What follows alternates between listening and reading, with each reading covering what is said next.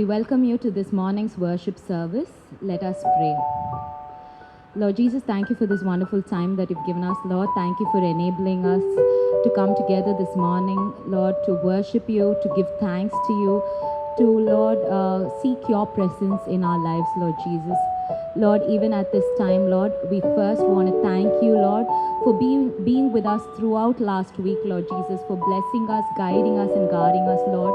You were with us every step of the way, Lord Jesus, even when we thought, Lord Jesus, that we are lost or we do not know where to go, Lord. You were there guiding us, Lord.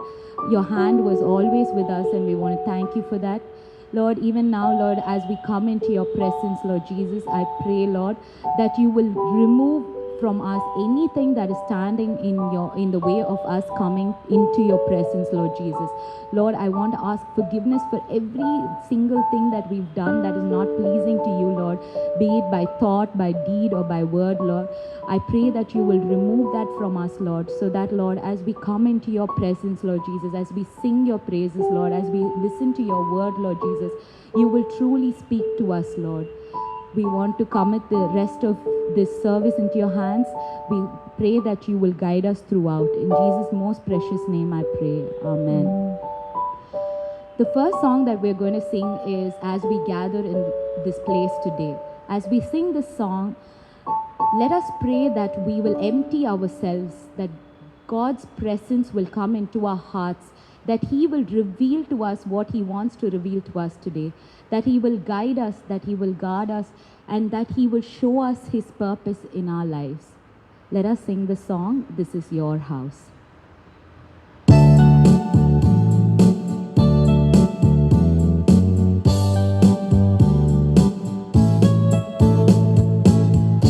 As we gather in this place today, Holy Spirit, come and have your way. Have your way. As we lay aside our own desires, sweep across our hearts with holy fire. Have your way. This is your house, your home. We welcome you, Lord, we welcome you. This is your house, your home. We welcome you today. As we pray, oh Lord, draw near. It's your voice we long to hear. This is your house, your home. We welcome you, Lord, we welcome you. This is your house, your home. We welcome you today. This is your house, your home. We welcome you, Lord, we welcome you. This is your house, your home. We welcome you today.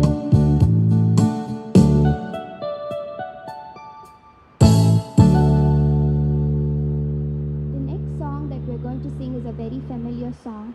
So as you sing this song, I want all of you to ask yourself a question. What is the most impossible thing in your life right now?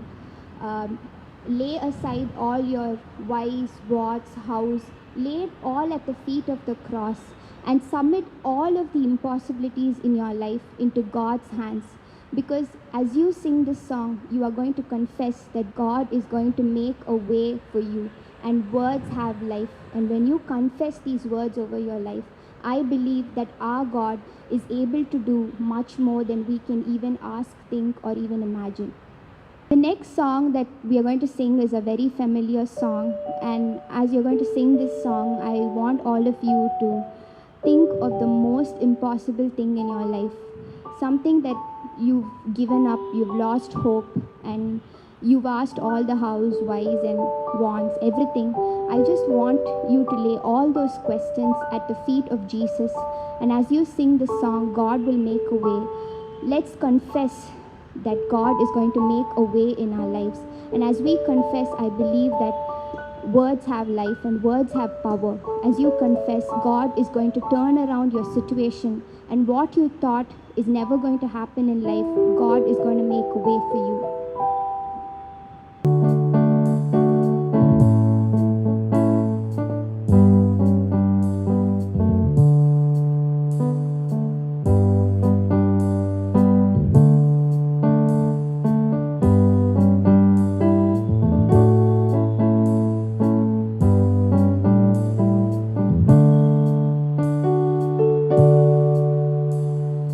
God will make a way where there seems to be no way. He works in ways we cannot see. He will make a way for me. He will be my guide. Hold me closely to his side. With love and strength for each new day, he will make a way. He will make a way.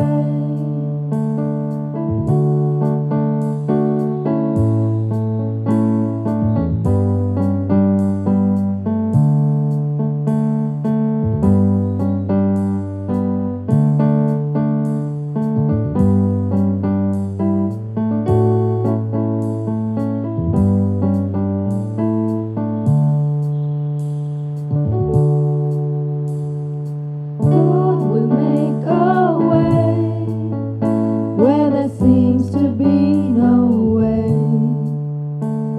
He works in ways we cannot see. He will make a way for me.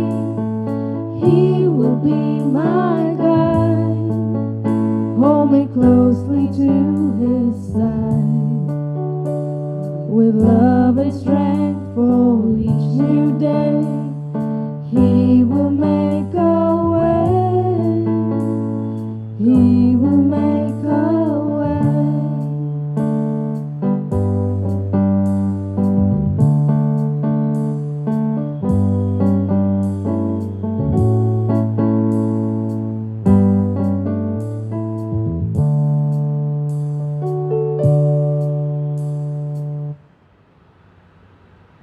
And because of this hope that he gives us, that he is able to do impossible things, we can say that his name is praised, that blessed be his name for all the things that he's done, because his name is power, his name is strength. And through his name, we can conquer, we become conquerors. And as we sing the song, Blessed Be Your Name, I pray that I urge each and every one of you to bless his name and to give praises to his name for all the things that he has done to us.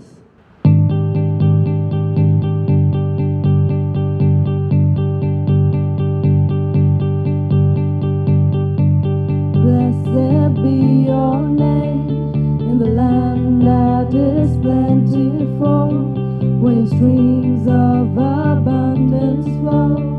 Blessed be your name. Blessed be your name, found in the desert place, the walk through the wilderness. Blessed be your name.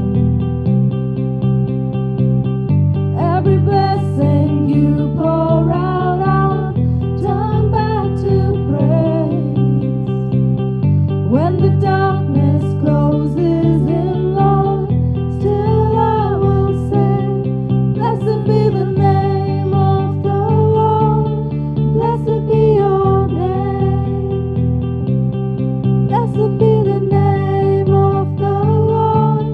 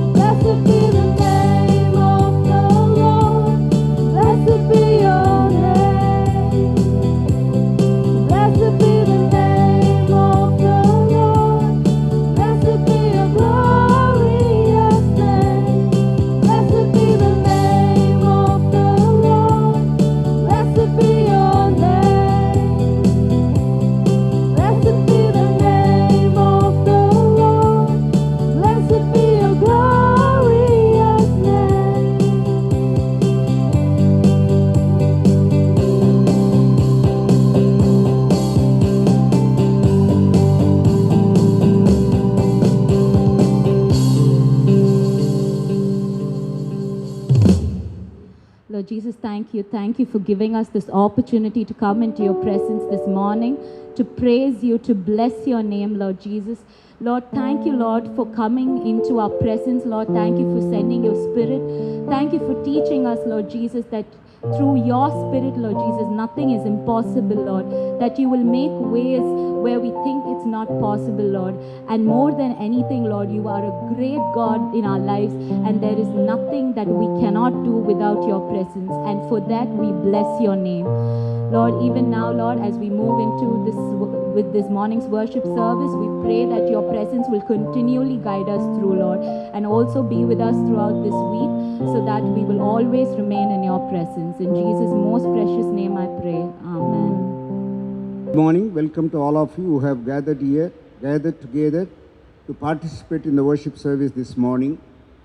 The Lord has promised that where 2 or 3 are gathered together in His holy and precious name, He will be with us. And therefore, we trust and believe that God is with us and His presence is in our midst. And therefore, let us joyfully worship the Lord this morning. May we all bow our heads in prayer. Dear Father, we thank you for this wonderful opportunity that you have granted us to worship you this morning as faithful families belonging to the St. Thomas Garrison Church. Thank you, dear Master, for the eagerness that you have given in our hearts to worship you and to see your glorious face, to hear your words, and also be strengthened in our spirit to continue to lead a life that will always bring you glory and honor, dear Master. Be with us and bless us all through this worship service. In Jesus' wonderful and precious name we say this prayer. Amen.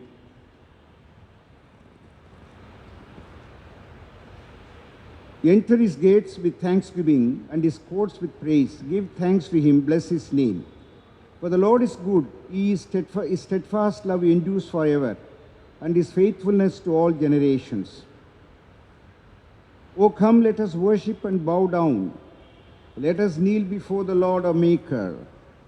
For he is our God, and we are the people of his pasture, and the sheep of his hand. Oh, that today you would listen to his voice. Who shall ascend the hill of the Lord? And who shall stand in his glory and in his holy place? Those who have clean hearts and pure hearts, who do not lift up their souls to what is false, and do not swear deceitfully. To the Lord our God belong mercy and forgiveness, for we have rebelled against him, and have not obeyed the voice of the Lord our God by following his laws, which he set before us by his servants the prophets. The sacrifice acceptable to God is a broken spirit, a broken and contrite heart, O God, you will not despise. Jesus said, come to me, all you that are weary and are carrying heavy burdens, and I will give you rest. I will get up and go to my Father, and I will say to him, Father, I have sinned against heaven and before you. Let us all say together, let the words of my mouth and the meditation of our hearts be acceptable in your sight, O Lord, our strength and our Redeemer. May we all spend a few moments in silence and examine ourselves in the presence of God.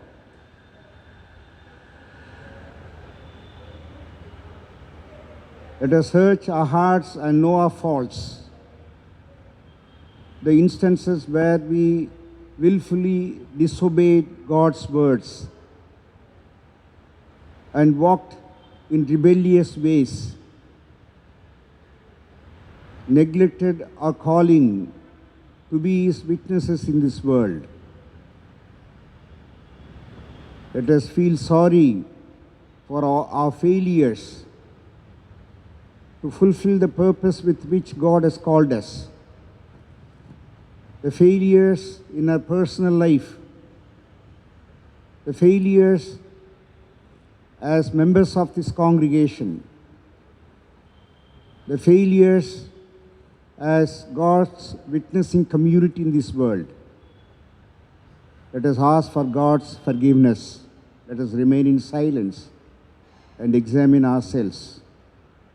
Examine our hearts and search our hearts and confess our sins to the Lord.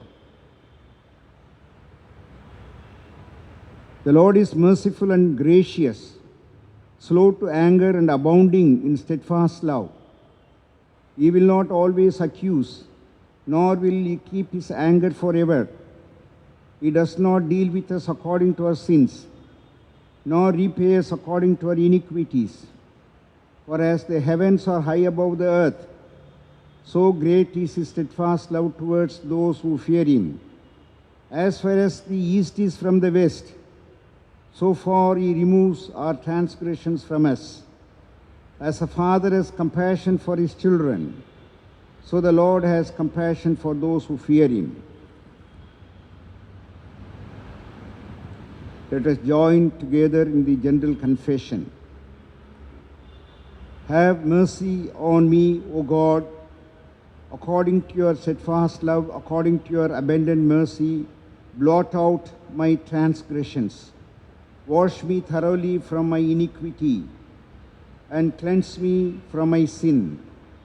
For I know my transgressions, and my sin is ever before me. Against you, you alone have I sinned, and done what is evil in your sight. Create in me a clean heart, O God, and put a new and right spirit within me. Restore to me the joy of your salvation, and sustain in me a willing spirit. Amen.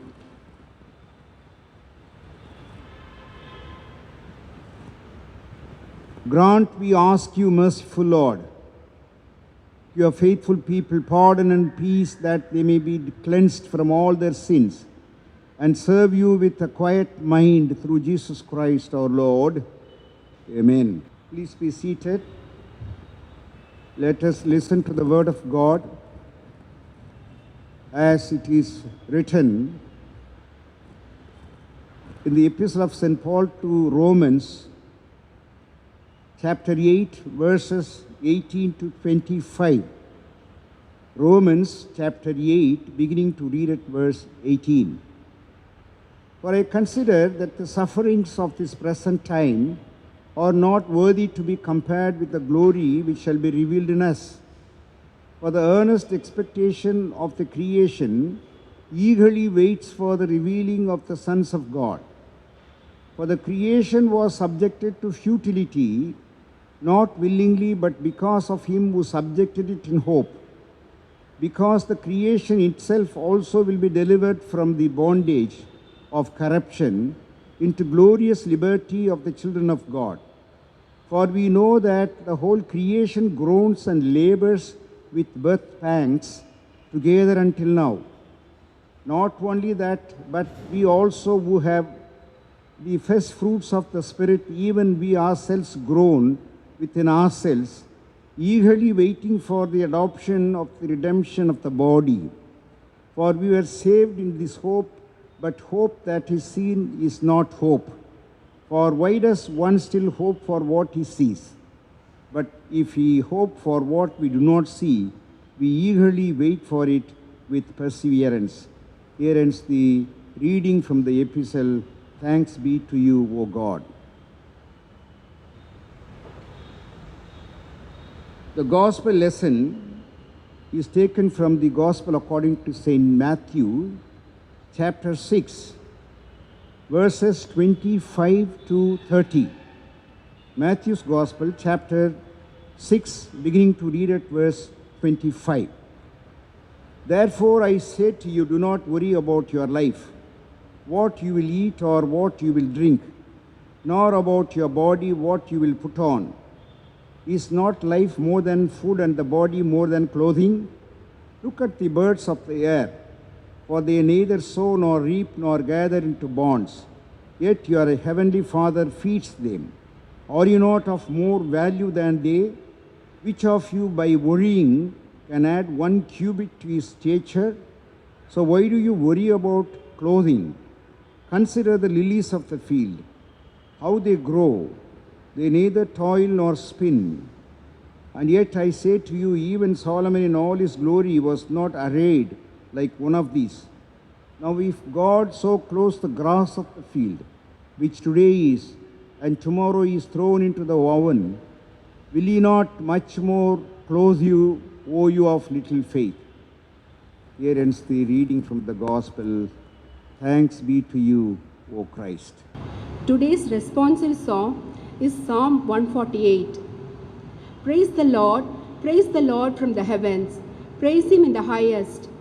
Praise him, all his angels. Praise him, all his hosts. Praise him, sun and moon. Praise him, all you shining stars. Praise him, you highest heavens, and you waters above the heavens.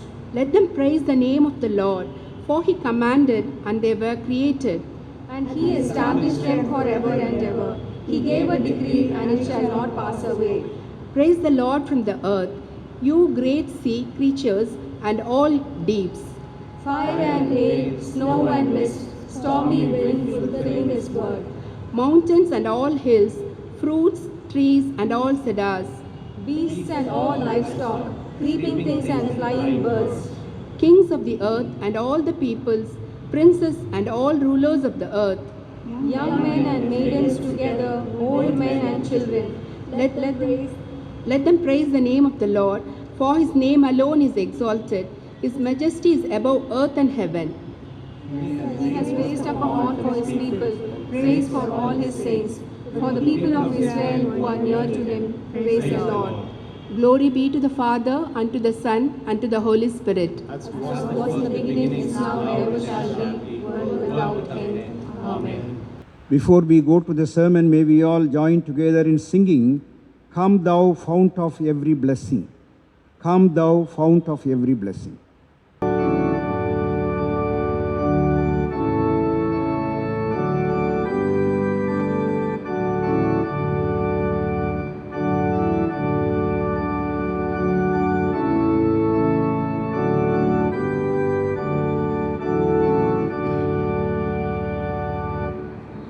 From the fount of every blessing, tune my heart to sing thy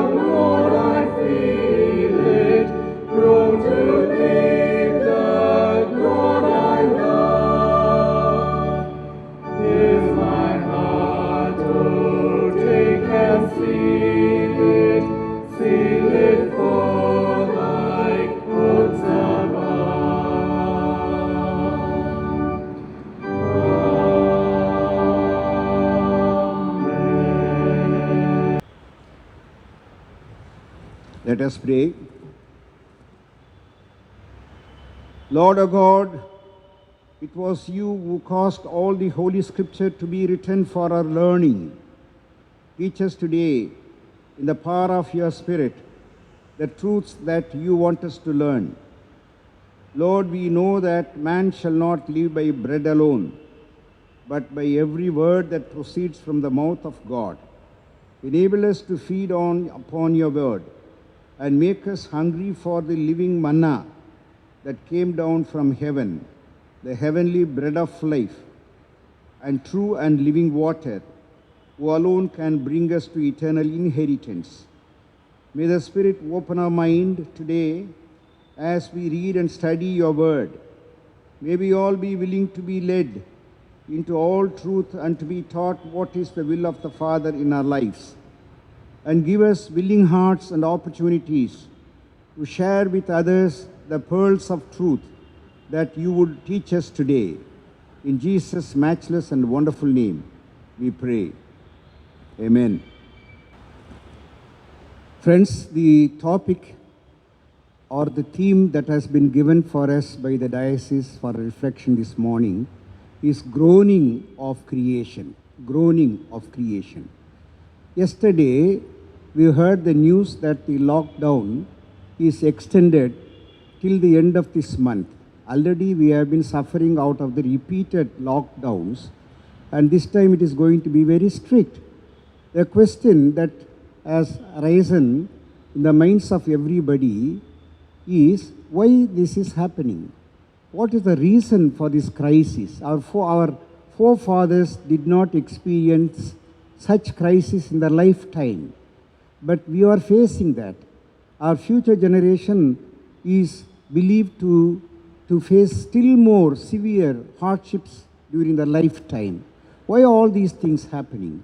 So the topic that has been given for us for a reflection this morning is groaning of creation. See, so far more than 435 persons have lost their lives globally due to this COVID-19. The number is still increasing, and everybody is afraid to venture out, and we are not leading a normal life these days.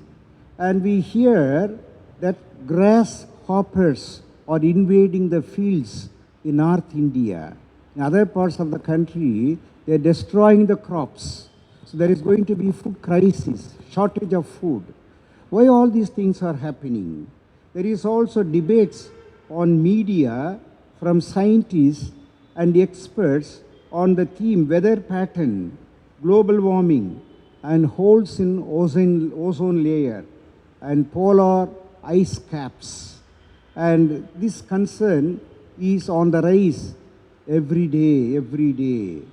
The creation, and the COVID-19, the fingers are pointing towards, some animal, starting from some animal from China. There are so many theories, but the common theory is that this virus originated from some bird or some animal, and that had gone into the blood system of human beings, and then it has covered the whole world with this disaster. So, but what does the Bible says about this? Paul says here 2000 years ago that the creation is not happily placed. The creation is suffering.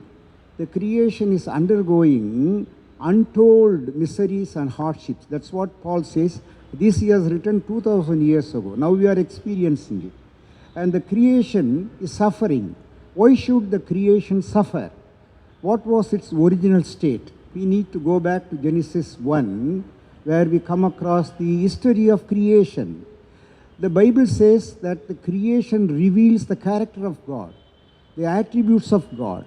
That is why the psalmist sings in his psalm, the heavens declare the glory of God. And the creation reveals the character and attitude of God. And what was the attitude of God? What is the character of God? He is always good. God is good. Therefore, the world that created should naturally be good. So it was so in the beginning. And you see, God created the world so carefully, so carefully, well designed, well planned creation. This is, and in Genesis chapter 1, we see the word repeated at least 6 times. God saw after each day's creation and saw that to be good. So this is repeated all the 6 days of his creation. At the end of his creation, Genesis chapter 1:31 says, God saw his whole work very good, very good. So that was the nature of creation. And now everybody is pointing their fingers towards the created world, as if the created world is the culprit for all the problems that we face today. And we see, look at the creation, there was wisdom, God's wisdom revealed in his creation. The 6 days of creation could be grouped under 2 categories, 1 to 3, 4 to 6. First day of creation to third of creation could be brought under 1 category, and 4th day of creation and 6th day of creation could be brought under the 2nd category. What is so special about these 2 groups? You see, the first group talks about creation of habitats or environments, and the second group of creation talks about the inhabitants. A very clear distinct difference between these 2. For example, day 1, God created day and night, and day 4, he filled the day and night with heavenly lights. There was no confusion in that. Before creating sun and moon, he created day and night. And look at the creation on the day 2, sky was created. Then on day 5, sky was filled with birds. So God did not create birds first and then created the sky. He created the sky first and then created birds. And day 3, God created land and sea. And then on day 6, the land and sea was filled with creatures, including human beings. So there was a definite pattern in God's creation. There was no chaos. There was no confusion. There was also beauty in God's creation. Matthew's Gospel, chapter 6, verse 29, talks about God, clothing the lilies of the field with beautiful colors, and clothing the grass on the earth with beautiful colors.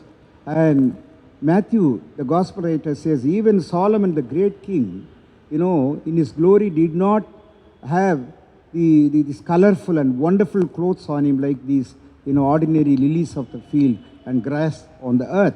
So God, like an artist who paints, who brings out beautiful paintings on a canvas, God brought this world into existence. Beautiful, so beautiful. God, like an engineer, architect, built this world, one after another, stage by stage. You see, there was no confusion, rising of the sun and also rising of the moon. They work on a pattern. There is no change in that for years, for generations. And also the seasons, all the 4 seasons coming one after another. There is no change in that. Like an architect, God created this world so beautifully. And the planet Earth in which we live, we need to really thank God. There are so many planets on the orbit, but this is the only planet which was designed and created in such a way that it is conducive for human living. Think of the planet Mercury. You cannot go and live there because there is no oxygen, there is no water, there is no air in planet Mercury. Think of planet Mars. It is not ideal for any living of any human beings. And think of planet Pluto, which is extremely cold and which is dark. So no human being can really live. So the planet Earth is the only planet which is created in such a way that it is ideal for living of all the human beings. And therefore this is the way the Lord has created. And Paul says this created world is suffering now, shedding tears, groaning. And that's what he talks about in Romans chapter 8, groaning of creation. And why this happened? Again, we have to go back to Genesis chapter 3 to find an answer for this. God who created this world so beautifully, so wonderfully, with much care and much using his wisdom, we see is cursed, became an object of curse. Why? Genesis chapter 3 verse 17, God called Adam and said, and receive this curse from me. Cursed is the ground for your sake. In toil you shall eat of it all the days of your life. Both thorns and thistles it shall bring forth for you. In the sweat of your face you shall eat your bread. So imagine Garden Eden, such a blissful picture. You see, beautiful Garden Eden. Everything was provided, and flowers and fruits everywhere.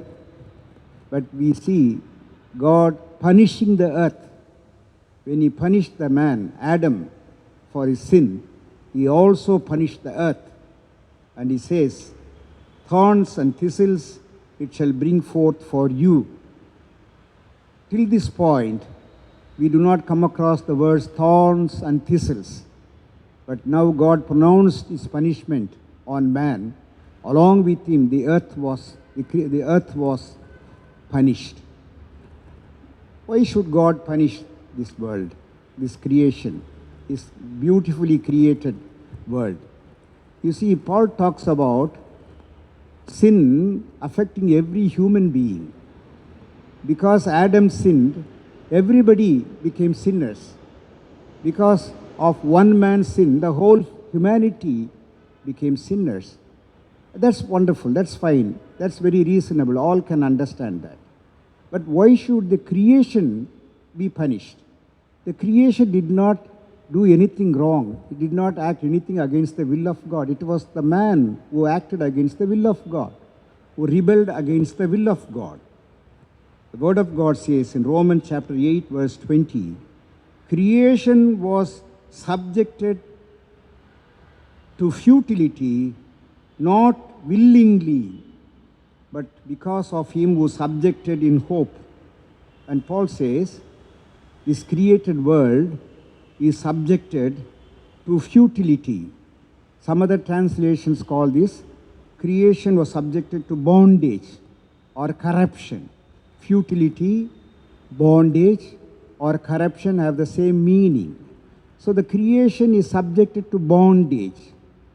The man became a slave to sin, and he became a slave under bondage because he willfully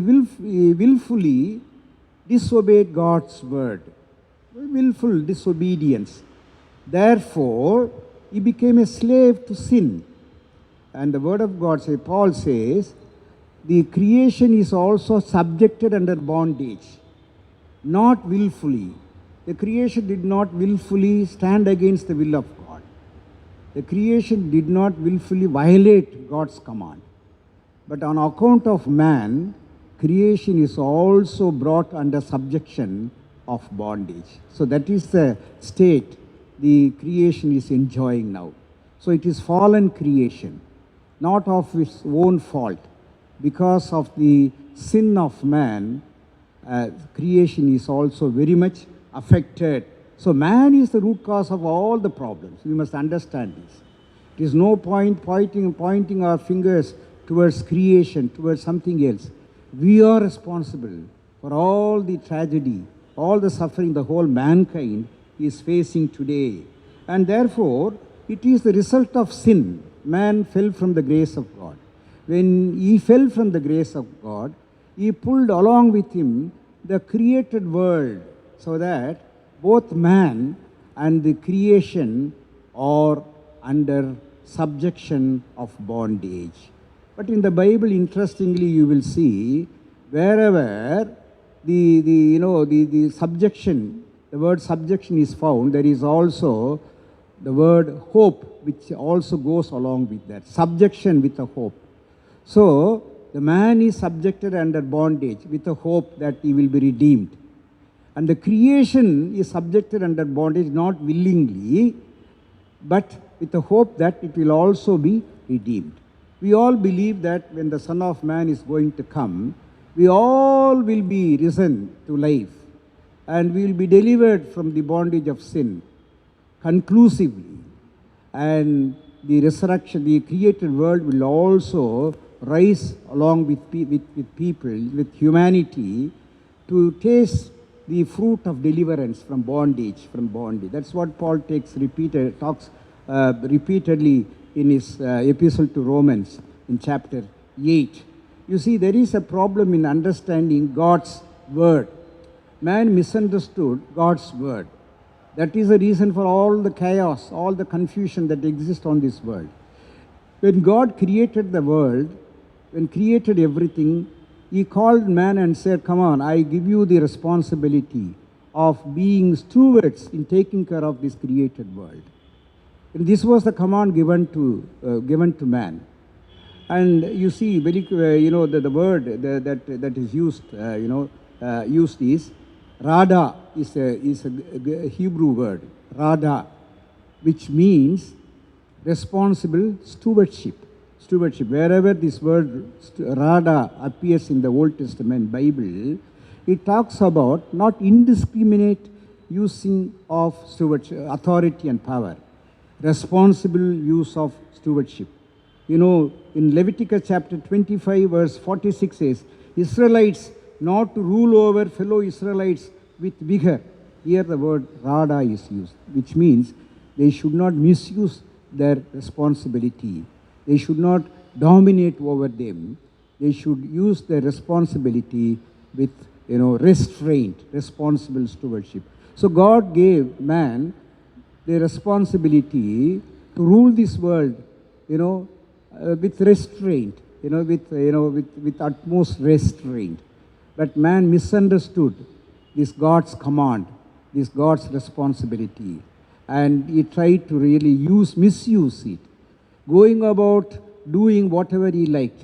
See, indiscriminate felling of trees, the hole in the ozone layer. It's all man-made disasters.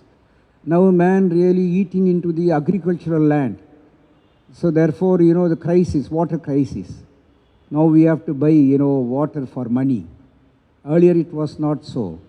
And because of the greed of man, misusing the responsibility God has given him. So we are also party to this sin that humanity is committing. So therefore, the creation was created so beautifully. And the creation, along with men, fell down from the grace of God. And therefore, we experience all these sufferings and disasters. And what should we really hope for? And Paul has a word of hope for us in his writing. Romans chapter 8, verse 22, he says there is a future for us. Everybody is now confused and disturbed and pessimistic about the future days.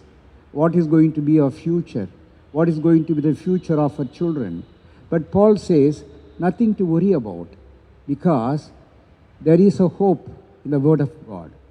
Paul says in Romans chapter 8, verse 22, for we know that the whole creation groans and labors with birth pangs together until now. So the two words that we need to really have a close look at is the whole creation groaning. The whole creation is groaning, not only man. Not only that we are looking for the end of all these crises, not only that we are looking for the coming of the Lord again. The creation also, the trees, birds, the grass, the animal kingdom, the vegetable kingdom, everything is looking forward to that great event when the Lord is going to come and set us free from the bondage decisively. The whole creation groans and labors with birth pangs, you see. This is a statement by Paul, inspired by the Holy Spirit. So everything is groaning, animals, birds, seas, mountains, plants, and etc. And therefore, and Paul talks about the birth pangs, you see, of all the sufferings that man could really bear, is the birth pangs that a woman experiences during delivering a child is the worst kind of pain. And Paul says the creation suffers such kind of pain, unbearable pain, unbearable pain. The meaning of this word, the Greek word for the groaning is stenazo, which means unexpressed feeling or sorrow. So, unexpressed feeling or sorrow, the creation is suffering because of the sin, because of the disobedience of man. So, there is a future. And Paul says the whole creation suffers, but there is a hope. There is a hope. Verse 19, Romans chapter 8, verse 19. The creation waits for the revealing of sons of God. Look at this word. The creation waits. It's very surprising that the creation, like human beings, with the great eagerness waiting for something to happen. The word wait, has varied meaning, in the Bible. It is just, it is used for stretching out one's head, or standing on tiptoe to waiting eagerly to look at something else, something very important. Paul says the creation is on the tiptoe. The creation is stretching its neck for that glorious day when the Lord will revealing of the sons of God. So the creation groans and travails in pain, and it also expects, waits very eagerly for the revelation of sons of God, which is going to take place on the coming of the Lord again. Therefore, creation had a glorious existence, and creation had a fall, not of its own making, but because man fell down, and he pulled the creation also along with him down. So the creation is suffering, and creation is suffering and bearing, suffering as if a woman is suffering out of the birth pains when she was about to deliver a child. And now the creation is also hopefully looking forward to a glorious future. Dear friends, therefore, let us not be discouraged by the events that we face around us these days. God is there. He has promised that He will come back. When He comes back, the sin will be overpowered, the sin will be set aside, we will all be delivered from the bondage of sin. Along with us, the creation will also experience deliverance from the bondage. And therefore, it is going to be a glorious day when the Lord will come again. Therefore, let us not lose hope. Let us cling on to the Lord. Let us continue to believe that He will fulfill His promise. Now we still face the problem of the greediness of man expressed through his very various disastrous, actions. There are, every year we come across floods. It never used to be earlier. Once in a while it used to happen. Every year it is happening. And we see encroachment in the agricultural. There is going to be a crisis for even food grains. The grasshoppers are invading the fields of this country. And, minimizing the water bodies. The water bodies are utilized for putting up structures. These are all serious problems. Therefore, there are droughts, floods, and unemployment, health hazards, and migrant survival, and so many disastrous consequences that we are facing. But still, let us trust and believe that God will find a solution for all these things. But it is our duty to repent of our sins and repent of our failure to be a responsible steward of this world which God has created and given in our hands as His gift. Let us also support and pray for the agencies, the NGOs, the activists, who are really fighting for the safety of the created world. Let us pray for them. Let us support them in all their endeavors. Let us hold on the hands, let us hold the hands of God and continue to march in His ways and in His path, hoping that He will make everything beautiful at the end. He will not only deliver us from the bondage of sin when He is going to come again, and He will also set the creation free from the bondage which is unwillingly subjected to. May God continue to speak to us and bless us through His words. Amen. May we all bow our heads in prayer for a moment and offer ourselves in the hands of God. Almighty God, You are present in the whole universe, in the smallest of Your creations. You embrace with Your tenderness all that exists, Pour out upon us the power of your love, that we may protect life and beauty. Fill us with peace, that we may live as your children, harming no one. In Jesus' wonderful name, we say this prayer.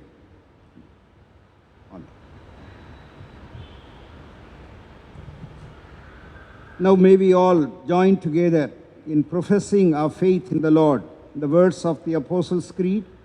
I believe in God the Father Almighty, creator of heaven and earth. I believe in Jesus Christ, God's only Son, our Lord, who was conceived by the Holy Spirit, born of the Virgin Mary, suffered under Pontius Pilate, was crucified, died and was buried. He descended to the dead.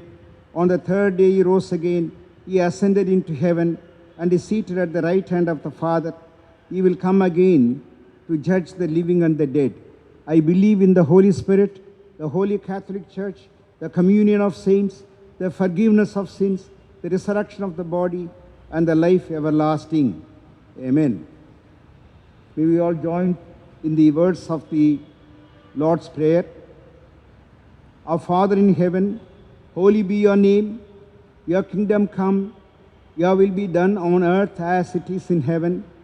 Give us this day our daily bread, and forgive us our sins as we forgive those who sin against us. And lead us not into temptation, but deliver us from evil. For yours is the kingdom, the power, and the glory, forever and ever. Amen. Let us pray. Father God, we thank you once again for this wonderful opportunity that you have granted us to worship together. And thank you for granting us your presence as the members of our congregation, wherever they are, joined in spirit while participating in this worship service. We commit in your hands every family belonging to this parish, and also all those who are watching this worship service which is being streamed. We pray that your hands will reach out and touch and bless them abundantly. And you will continue to bless them in all their walks of life, that they may be found nothing in want. Continue to keep them under the wings of your protection and save them from the dangers of this world, particularly the dreaded COVID-19. We pray for the nations which are undergoing similar crises through the COVID-19. We pray for the rulers of all the nations. We pray, dear Master, that you grant them your wisdom, that they will be able to discern the best for their people whom they govern. We pray for all the scientists and researchers who are working hard to find a permanent solution to this viral problem, to this dreaded virus, COVID-19. Lord, we pray that you will enable them to find an effective vaccine by which this COVID-19 could be completely contained. We pray for congregations. We pray for the churches. We pray for the leaders of our churches, the pastors, missionaries, and the members of the congregation, that during this testing moment, they may remain firm in faith, not wavering in their faith. They will hold on your hands, look up to you constantly, draw strength from you, and continue to walk in your ways and in your path, so that wherever they may be your source of blessing to the people around them, Master. They may be your witnesses in this world. Thank you for being with us, and thank you for blessing us all through this worship service. In Jesus' matchless and wonderful name, we say this prayer. Amen. Unto God's most gracious mercy and protection, we commit all of us this moment. May the grace of our Lord Jesus Christ, the love of God the Father, and the fellowship of the Holy Spirit rest and abide with us all, now and forevermore. Amen. Now may we all join together in singing, Praise the Lord, ye heavens, adore him. Praise the Lord, ye heavens, adore him.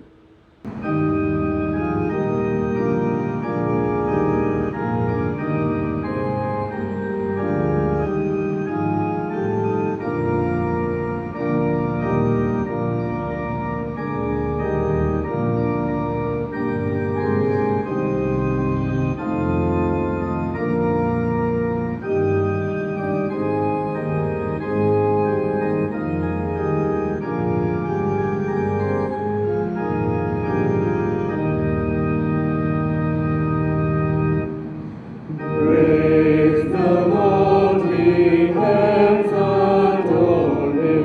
Praise him, angels in the height. Sun and moon rejoice before him. Praise him, all ye stars and light.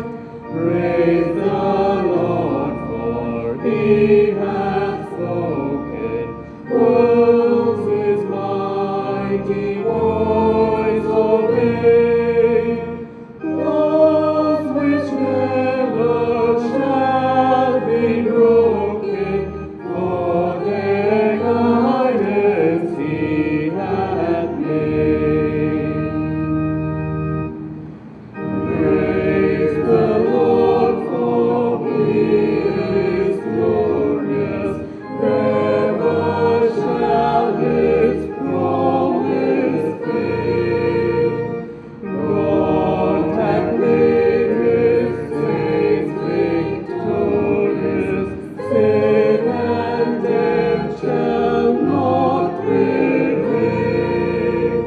Praise the God of our salvation. Hosts on high his power proclaim. Heaven and all creation, Lord, and magnify his name.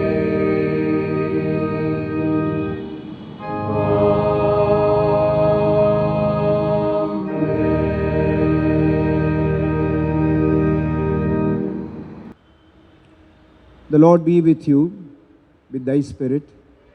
Let us depart in peace. In the name of the Lord. Amen.